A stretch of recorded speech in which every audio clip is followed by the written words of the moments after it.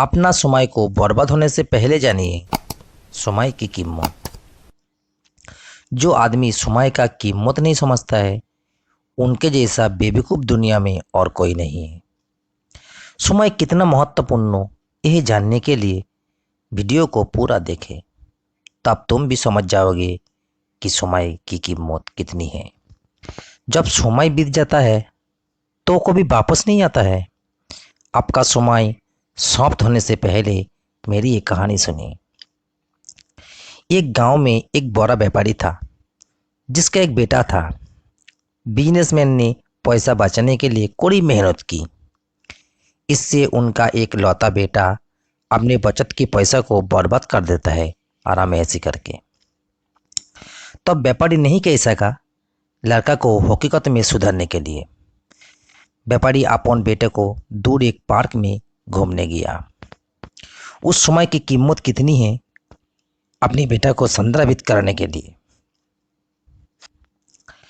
फिर वो पार्क में गया और देखा कि बहुत से लोग पार्क में बाहर बैठे भीख मांग रहे हैं। तो भी व्यापारी कार से उतरा और 3 भिखारी को बुलाया। जब 3 भिखारी पास होता है तो वो आदमी तीनों को एक एक बंडल करके तीनों को पैसा देता है। तब लड़का सोचता है कि देखो देखो मेरा पिता ने कितना पैसा दान किया है और मैं मांगता हूँ तो कुछ नहीं देता है। इसके अलावा मेरा पिता मुझे ही डांटते हैं। लेकिन पिता लड़का को चेहरा देखता है और समझ जाता है कि लड़का क्या सोच रहा है।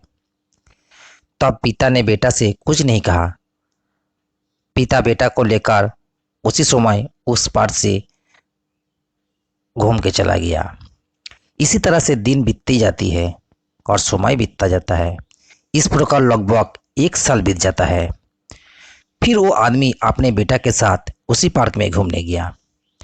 पार्क में जाकर उससे लगता है कि उसने पिछले साल 3 लोगों को बहुत पैसा दिया था।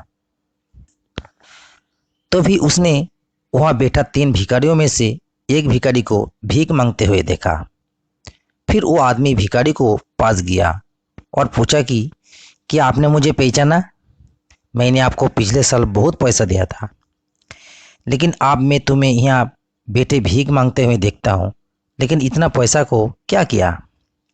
हाँ, भिखारी ने मेज पर बहुत पैसा दिए थे, लेकिन मुझे समझ नहीं आया कि इतनी पैसा का क्या करूँ। इतना पैसा मिलने के बाद मैं और भीख नहीं मांगी। मैंने सिर्फ अच्छा अच्छा खाना खाया और आराम ऐसे किया। लेकिन मैंने 2 महीने में सारे पैसा को खर्च कर दिया है। इसलिए वे वापस उसी जगह पर आ जाता है और भीख मांगता है। तब व्यवसायी ने कहा, मैंने आपके साथ 2 अन्य लोगों की बहुत पैसा दिए थे, मैं नहीं देख सकता ये कहाँ है? भिखारी फिर कहता है कि दोनों में से एक को नहीं पता कि वो आप कहाँ है, पर कौन जाने वो अब भिखारी नहीं रहा। जैसे आप कोल्ड ड्रिंक्स की दुकान को सामने देख सकते हो, वो आप उस दुकान का मालिक है। ये सुनकर वो आदमी अपने बेटा को कोल्ड ड्रिंक्स की दुकान पर ले गया। जाओ और देखो कि वास्तव में वो और भिखारी नहीं है। लेकिन जब दुकानदार ने उसे देखा तो उसने दोनों हाथ उठाकर उसको धन्यवाद दिया।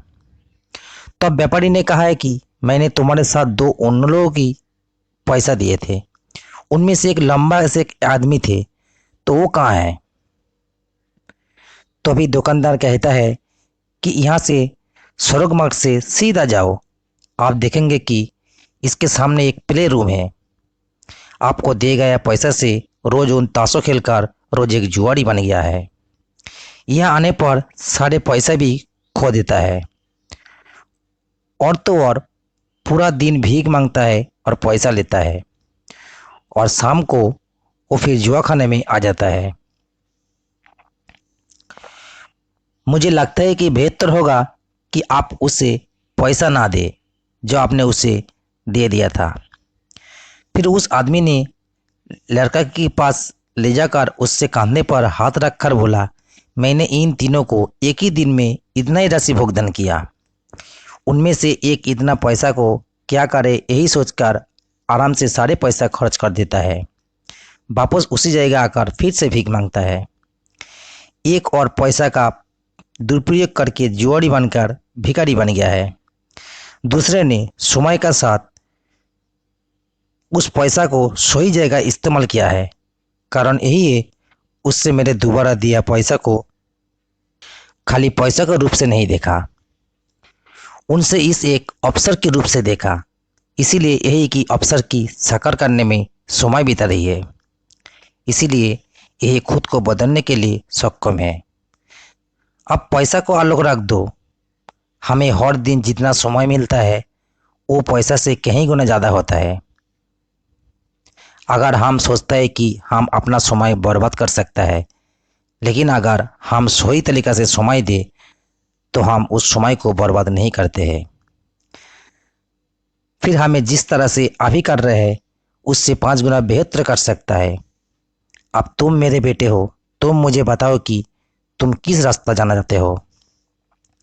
उस आदमी ने उस दिन अपने बेटा से सवाल किया था। आज मैं आपसे यही सवाल पूछ रहा हूँ। जिस तरह से उन भिखारी को पैसा मिले, इसी तरह से हम सभी को 365 डे यानी 8760 वर्ष मिलता है, जैसे कि हम प्रत्येक बरस शुरू करते हैं। अब हमें कैसे बिताएगी वो दिन? या फिर उस भिखारी की तरह पैसा खर्च करके वापस उसी जगह आ जाएगा, या मैं अगले साल उससे भी बेहतर परिस्थिति में रहूँगा जब वो दूसरे व्यक्ति की तरह पैसा को दुरुपयोग कर रहा था। या तो सफलता प्राप्त करने के लिए या तीसरी व्यक्ति की तरह सही समय का उपयोग करके वर्तमान समय को बेहतर समय में बदलने के लिए आपको जांच करना है। लेकिन फैसला आपको ही करना है, क्योंकि एक दोस्त की ज़िंदगी आपकी होती है। इसीलिए जितना जल्दी हो सके एक निर्णय ले और आज से अपन जीवन का अधिक सफल बनाएं।